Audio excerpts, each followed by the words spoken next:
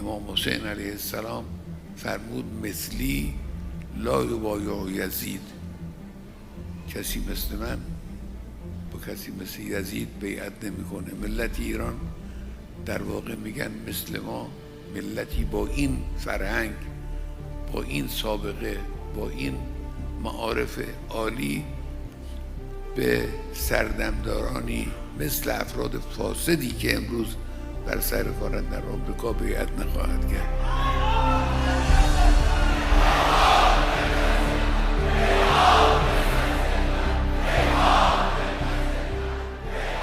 On the morning of Saturday, February 28th, in the heart of the holy month of Ramadan,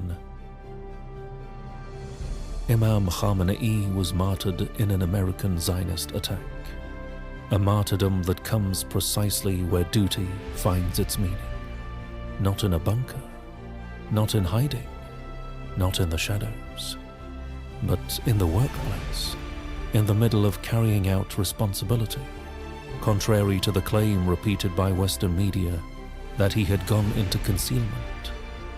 And on that same Ramadan morning, he achieved martyrdom.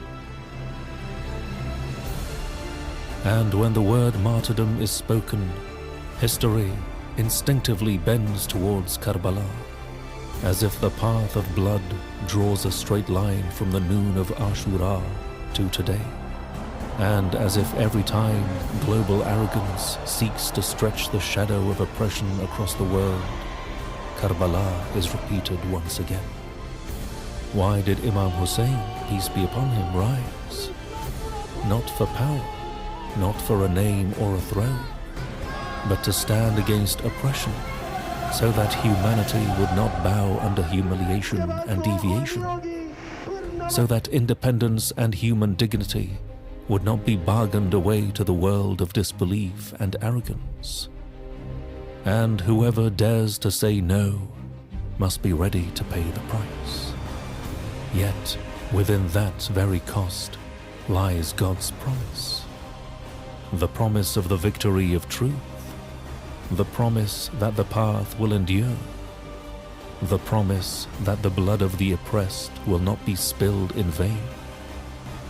One day, Imam Hussein paid that price, so that people would learn what noble freedom means, and understand that silence in the face of injustice is to walk alongside the oppressor.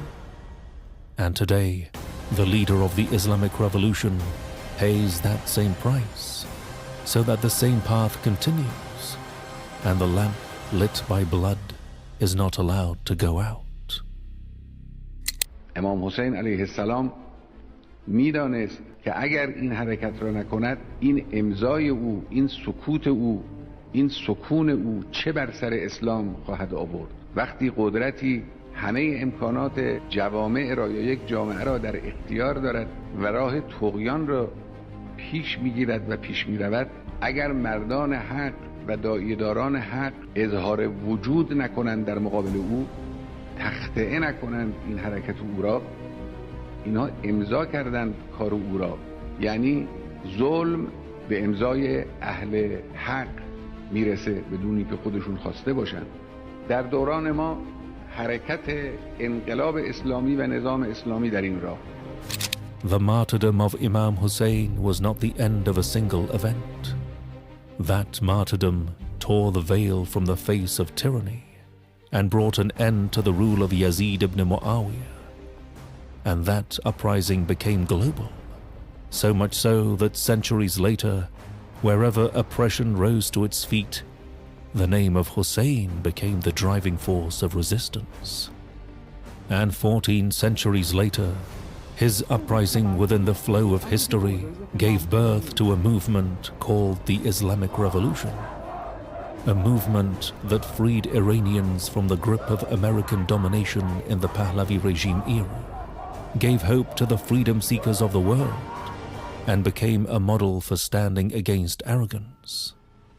A movement that after Imam Khomeini, Imam Khamenei led for 37 years, and along this same path, after him, another person will assume its leadership, because The path of truth cannot be stopped by the departure of one individual, and the banner is passed from hand to hand and never left to fall.